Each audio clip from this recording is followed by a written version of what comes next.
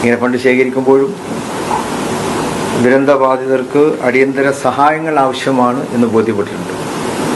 കാരണം നിങ്ങൾക്കറിയാലോ, അവിടെ വീടില്ലാത്തവർ, കുടുങ്ങിക്കിടക്കുന്നവർ, എല്ലാം നഷ്ടപ്പെട്ടവർ, ഇപ്പം രക്ഷപ്പെട്ടവർ തന്നെ, അവരാണല്ലോ ഇപ്പം എല്ലാം നഷ്ടപ്പെട്ടവർ. കുടുംബത്തിൽ മറ്റാരും ഇല്ലാത്തവരുണ്ട്, രക്ഷപ്പെട്ടവർക്ക് തന്നെ വീടില്ലാത്തവരുണ്ട്, ദൈനംദിനമായിട്ടുള്ള ആവശ്യങ്ങൾ നിറവേറ്റുവാൻ സാധിക്കാത്തവരുണ്ട്. അപ്പം അങ്ങനെയുള്ള ആളുകൾക്ക് 15,000 രൂപ നാളെ ഞങ്ങൾ അവർക്ക് ഒരു അടിയന്തര സഹായം എന്നുള്ള നിലക്ക് എത്തിച്ചു കൊടുക്കുകയാണ്. മറ്റന്നാൾ വെള്ളിയാഴ്ച 691 കുടുംബങ്ങൾക്കാണ് 15,000 രൂപ. 690 അത് സർക്കാരിൻ്റെ കണക്കാണ്. 190 കുടുംബങ്ങളാണ് സർക്കാരിൻ്റെ കണക്കിലാണ്. 690 കുടുംബങ്ങൾ ഇപ്പോൾ അവിടെ എല്ലാം നഷ്ടപ്പെട്ടവരായിട്ടുള്ളത്. അവർക്ക് 15,000 രൂപ വെച്ചുകൊണ്ട് മറ്റന്നാൾ, അതായത് വെള്ളിയാഴ്ച ഉച്ചയ്ക്ക് ശേഷം വിതരണം ചെയ്യുന്നു. പിന്നെ വ്യാപാര സ്ഥാപനങ്ങൾ പൂർണ്ണമായി നഷ്ടപ്പെട്ട 40 പേരുണ്ട്. 40 വ്യാപാരികൾക്ക്, എല്ലാം നഷ്ടപ്പെട്ട വ്യാപാരികളാണ്. അവർക്ക് 500,000 രൂപ, 50,000 രൂപ വീതം അവർക്ക് കൊടുക്കുകയാണ്. ടാക്സി ജീപ്പ് നഷ്ടപ്പെട്ട 4 പേർക്ക് ജീപ്പും, ഓട്ടോറിക്ഷ നഷ്ടപ്പെട്ട 3 പേർക്ക് ഓട്ടോറിക്ഷകളും വാങ്ങി കൊടുക്കുന്നുണ്ട്. എന്താണ് പ്രിന്റ് ഔട്ട് തരാം. അതായത് വ്യാപാരികളെല്ലാം നഷ്ടപ്പെട്ട 40 വ്യാപാരികളുണ്ട്. അവർക്ക് 6,00,000 രൂപ കൊടുക്കും. ജീപ്പ് നഷ്ടപ്പെട്ട 4 പേരുണ്ട്, അവർക്ക് ജീപ്പും. ഓട്ടോറിക്ഷ നഷ്ടപ്പെട്ട 3 പേരുണ്ട്, അവർക്ക് ഓട്ടോറിക്ഷയും വാങ്ങിക്കൊടുക്കും. വിദ്യാഭ്യാസ സഹായങ്ങളും ആവശ്യമെങ്കിൽ ചികിത്സയ്ക്ക് സഹായങ്ങളും നൽകും. പെട്ടെന്നുള്ള ചികിത്സാ സഹായമൊക്കെ എപ്പോഴും നമ്മൾ കൊടുത്തുകൊണ്ടിരിക്കുന്നുണ്ട്, അവർക്കും പ്രത്യേകമായിട്ട് കൊടുക്കും. അതിനെല്ലാമായിട്ട് ഒരു 1.5 കോടി ഇപ്പോൾ തന്നെ നമ്മൾ അവിടെ ചിലവഴിക്കുക.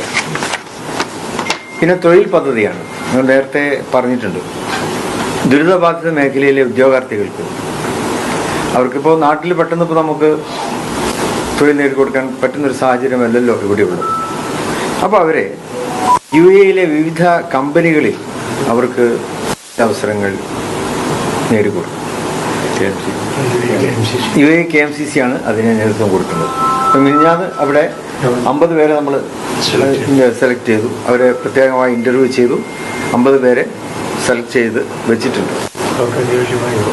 അനുയോജ്യമായിട്ടുള്ള തൊഴിൽ 1-2 മാസങ്ങൾക്ക്. പലർക്കും പാസ്പോർട്ടൊന്നും ഇല്ല, മറ്റ് സാങ്കേതികമായിട്ടുള്ള സഹായങ്ങളൊക്കെ അവർക്ക് വേണ്ടി വരും. അപ്പം അതിനൊക്കെയുള്ള ഒരു കാലതാമസമുണ്ട്. ഏതാണ്ട് 2 മാസത്തിനുള്ളിൽ തന്നെ അവരെ വിദേശ രാജ്യങ്ങളിലേക്ക്, അവിടെ വിവിധ കമ്പനികളുമായിട്ട് ഞങ്ങളിപ്പോൾ തന്നെ ടൈപ്പ് ആയിട്ടുണ്ട്.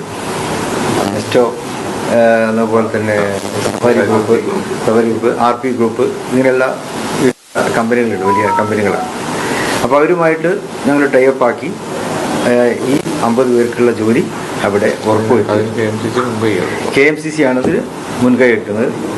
UAE national committee, UAE national committee ഓരോരുത്തരും വിദ്യാഭ്യാസ യോഗ്യത, അവരുടെ സ്കിൽഡ് ആയിട്ടുള്ള കാര്യങ്ങൾ അത് അനുസരിച്ചായിരിക്കും അവർക്ക് അവിടെ ജോലി ഉണ്ടാകുക. പിന്നീടെന്നുള്ളത് ലീഗൽ സെല്ലാണ്.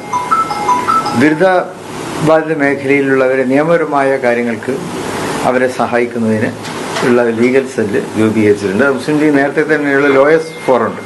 മുസ്ലിം ലീഗ് കീഴിലുള്ള ലോയേഴ്സ് ഫോറാണ് ലീഗൽ സെല്ലിൻ്റെ പ്രവർത്തനങ്ങൾക്കൊക്കെ നേതൃത്വം കൊടുക്കുന്നത്.